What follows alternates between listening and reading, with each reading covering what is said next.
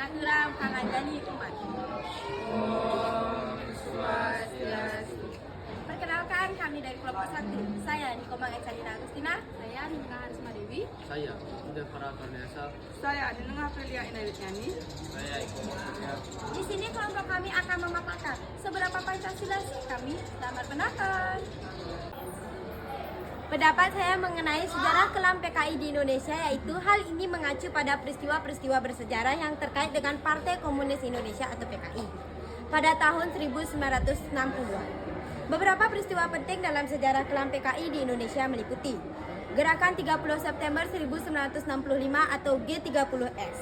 Pada tanggal 30 September 1965, sekelompok perwira militer Indonesia yang terkait dengan PKI melancarkan upaya kudeta yang gagal. Upaya ini melibatkan penculikan dan pembunuhan 6 perwira militer puncak. Kejadian ini mengguncang stabilitas politik di Indonesia. Yang kedua, G30S PKI dan peristiwa 1 Oktober. Setelah G30S, pada tanggal 1 Oktober 1965, Menteri Pertahanan Jenderal Soeharto mengambil alih kendali dan memimpin kampanye anti-PKI.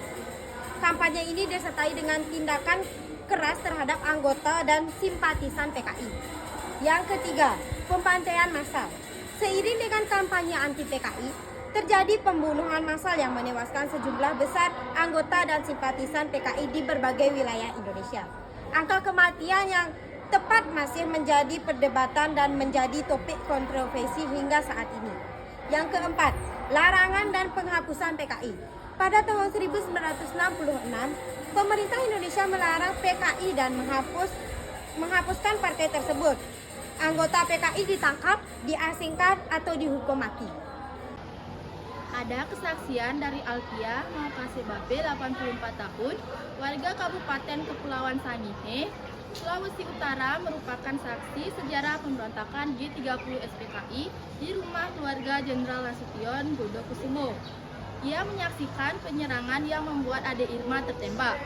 Menurut perempuan yang lahir di Kampung Hesang Tamako, 25 Desember 1936, ia menjadi perawat keluarga Jenderal A.H. Nasution sejak 1960 sampai dengan 1967.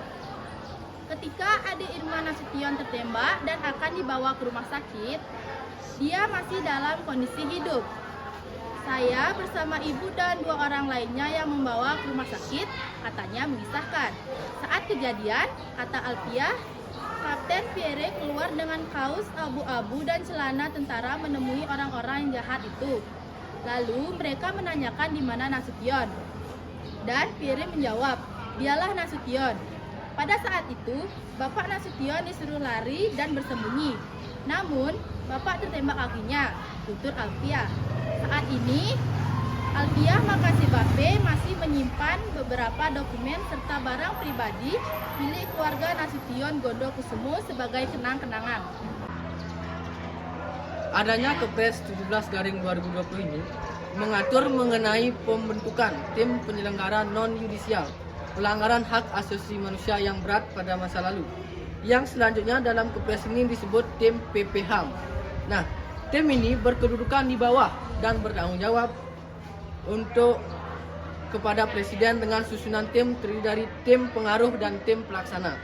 Nah, dalam melaksanakan tugas, tim PPHAM ini dibantu oleh sekretariat yang mempunyai tugas memberikan dukungan teknis dan administratif dan memperoleh bantuan yang diperlukan dan kementerian atau lembaga dan pemerintah daerah serta pihak-pihak lain yang dipandang perlu.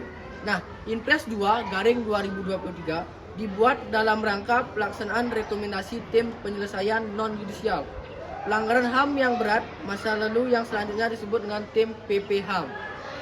Selanjutnya, selain itu, sebagai salah satu upaya negara untuk memenuhi hak korban atau ahli warisnya dan korban terdampak dari peristiwa pelanggaran HAM atau hak asasi manusia yang berat, maka Presiden memberikan sejumlah instruksi.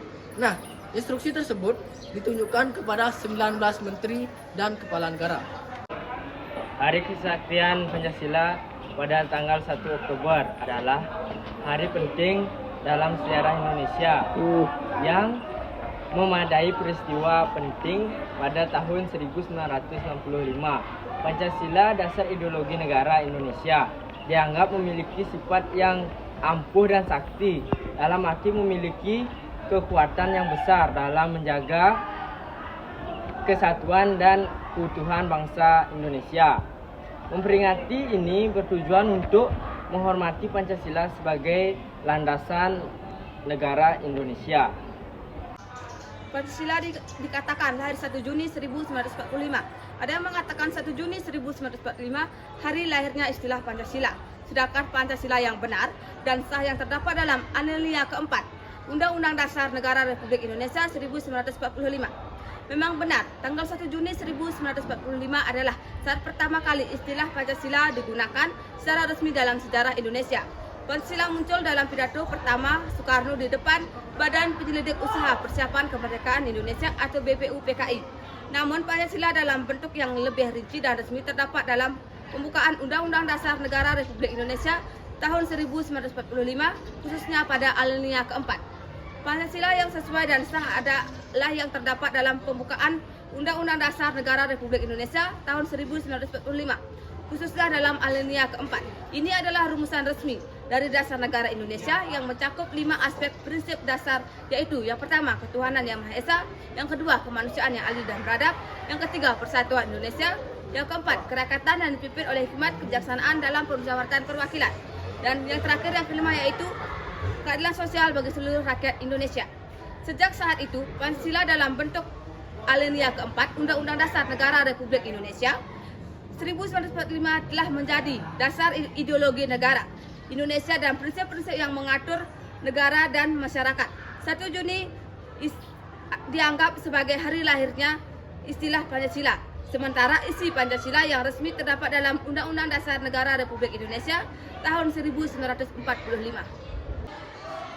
Baik, sekian video dari kami. Semoga bermanfaat bagi kalian yang menonton. Kami tutup dengan para musanti. Om Santi Santi Santi. Kelompok 1. Maju, maju bersama. Hebat, hebat semua.